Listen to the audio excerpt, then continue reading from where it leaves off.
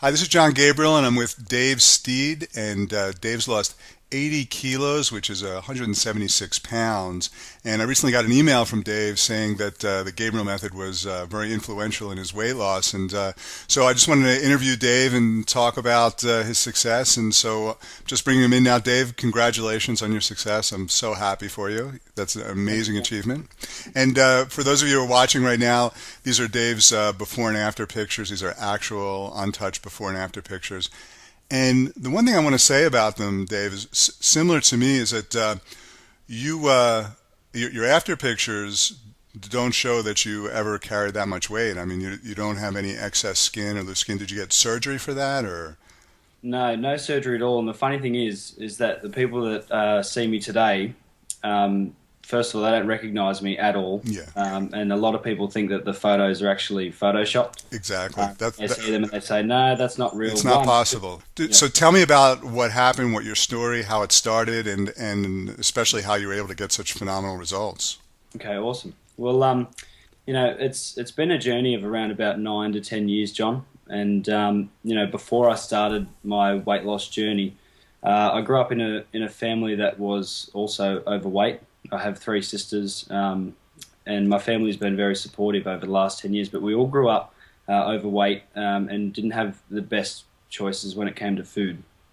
So at around the age of 9, I was diagnosed with Perthes disease, and it's a disease in the hip joint. And I was basically put on my back for about a year, and I had major hip reconstruction at the age of 12.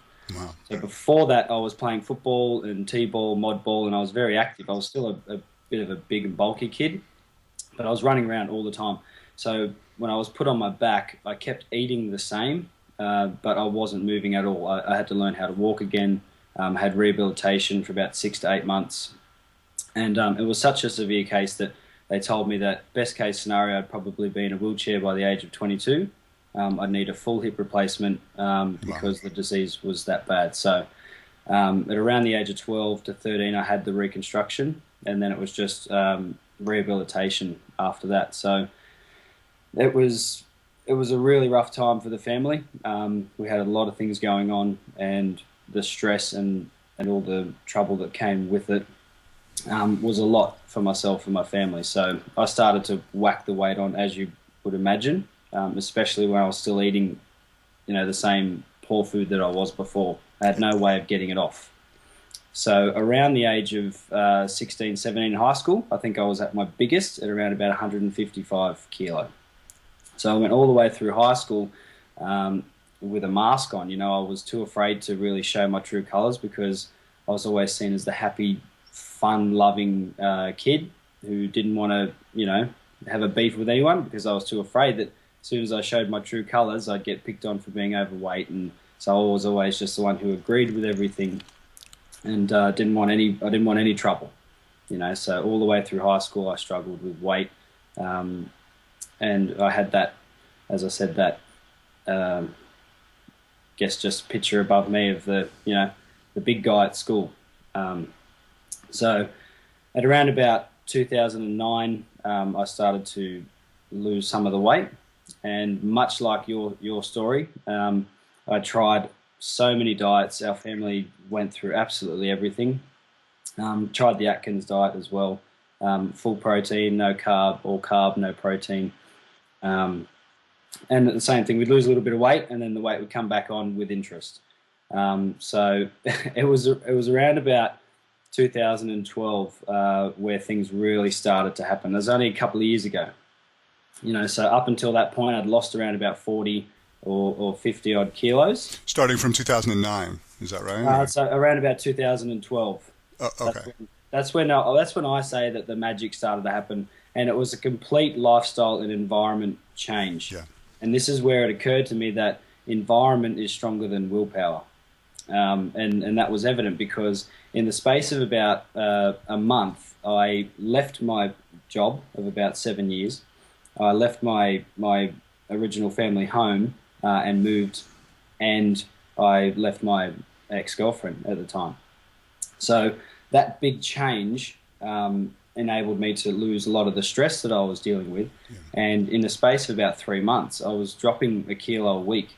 and I wasn't dieting, I wasn't exercising, and it was just coming off. I couldn't believe it. This is a really important point, and people don't get this. The same way they don't get that your pictures aren't Photoshopped, they don't get that there's certain stresses that will cause you to gain weight, and then when you address those stresses, you start losing weight without struggle. I've had people say to me, "Get out of here! You know, you must be dieting. You have to be eating X number of calories and blah blah blah blah blah." And I said it just came off. Maybe I was eating less. Definitely I was eating healthier, but it was what I was craving. It just came off. And that's because, just like you, very similar, the stresses weren't there anymore. I had really serious life stresses that weren't there anymore. So you got rid of the life stresses, the weight just started coming off. Yep, exactly right. I wasn't leading the most healthy lifestyle at that time, so I'd gotten rid of the emotional stress. Yeah. But, I turned to drinking a fair bit. It was like, I just got rid of my girlfriend of a couple of years, and I was single again, so obviously I was out partying with the guys, and I was eating and drinking more than I ever had in my life, but the weight was still coming off. Amazing. So I came to what I called my choice point not long after that, and I actually got all this information off FMTV and the documentaries that are on there.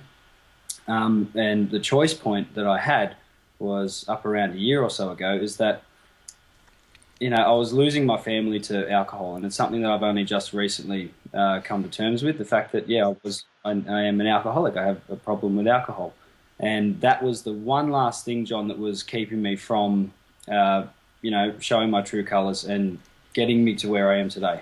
So as soon as I acknowledged the fact that I had a problem with alcohol, and every time I drank, it changed me, and I cut alcohol out of my life altogether, and enabled that last little bit of weight. At 92 kilos, I thought that I was the healthiest and fittest I'll ever be in my life. And since I quit the drinking, I turned to exercise, as my form of, that's my drug now, exercise and working out. I'm at 75 kilos. I had a DEXA scan last week, and I'm at 17% body fat. That's great. I had all my bloods done, and I am fighting fit. You look amazing. You're just glowing. You can see your face is fit and healthy. Your skin is very clear and glowing. So it's really phenomenal. So how did the Gabriel Method help you in all of this, in your transformation? Mate, it's the number one reason why we're talking, because at around about 2008, 2009, I started reading your book. I was trying to think the other night how I first got onto it. I think it might have even been Mum who said, "Oh, there's this book called The Gabriel Method," and from the very first chapter, I connected with you in a way like it was just common sense kind of thinking, because I'd come from a background of trying to do so many different diets and things like that. I just thought to myself, what if I could just give myself permission to want to be thinner, look better, feel better, and want to do more with my life? Yeah. So I started to read the book, and it started to change my thought process about everything, about mental, I had a few stresses going on in my life, trying to deal with that in my head. Did you listen to any of the visualizations or practice visualization at all? Yeah, so for about 3 months, I listened to visualization going to sleep, and the whole family started to, because they could hear it coming from my room. They're like, "What is that?" I said, "It's John, John Gabriel." They're like, "Yeah, well, that's his visualization CD." And he just tells you that it's okay. Like, you tell people that it's okay. Because one of the things it does is it helps you make those changes that you had to make. Because it puts you in a place where you feel safe, you feel protected, you feel guided toward being healthy and living the life of your dreams, which is exactly what you're doing right now. Yep. So it does help you go in that direction. I think the visualization is just such a powerful tool. I use it now still in the mornings. I visualize my ideal life, ideal body, and I think it's an effective tool. So what's happening now? You've lost the weight. You're fighting fit. You're amazing. Is it easy? Is it hard? What's your life like now and fitness in general? All right, mate. To be honest, if I can't wake up every day and run at least 7 to 8 kilometers and go and do my strength session, whatever I got to do, that bugs me. Whereas before, if I didn't have a carton of beer in the fridge, that used to bug me. So that's the difference. So you become addicted to exercise. I've become addicted to exercise, and the feeling that you get from being fit and healthy. It's a similar feeling, by the way, when you do exercise. it accesses a part of your brain that's very similar to what happens when you're drinking. You get Yeah, into that kind of that alpha state, the theta state. Meditation does it too. I'm addicted to meditating. That's my thing. yeah, And if I don't wake up in the morning and have a really great meditation, it's like I wish I just stayed in bed all day because yeah, the rest of the day sucks, basically. yeah. But you have to get addicted to something that's healthy, and then life takes on this momentum, and that's what's happened for you, and that's fabulous. I've only just realised the fact that I've been an attention seeker my whole life, Mm. and when I was drinking, I always wanted to be the guy in the limelight, Mm. like the drunk guy who was crazy, off his face. And now I get the attention from a different point of view. If I share my story, I show my photos of my video that I've made, I get the same amount of attention, but it's for a different reason. So I would much rather have the attention for that reason than Awesome. for being the So drunk. so if our readers want to connect with you, what's the best way for us to reach you? Cool. Well, I launched my Facebook page, HWPO Fitness, and that stands HWPO for Fitness. Okay. Hard Work Pays Off. Awesome. So Awesome. I launched that, and basically I want HWPO to be a platform whereby I can share my stories and what's happened in the past and what I'm doing now, and people are able to connect and just come together. I want to create basically an army of people who just want to be healthy, and HWPO, much like the Gabriel Method, gives people permission to take that first step to Excellent. leading a happier, healthier life. So Excellent. the Well, Facebook page there, yeah. excellent. Well, Dave, I couldn't be happier for you. Like I said, you look amazing. Your story's awesome, and I really appreciate you sharing your story with our listeners. So, thanks so Yeah. much, and keep up the great work. Thank you very much, John. Thanks for the time, and thanks for everything you've done for the family and I. So Awesome. we appreciate it. Thanks. Thanks, mate.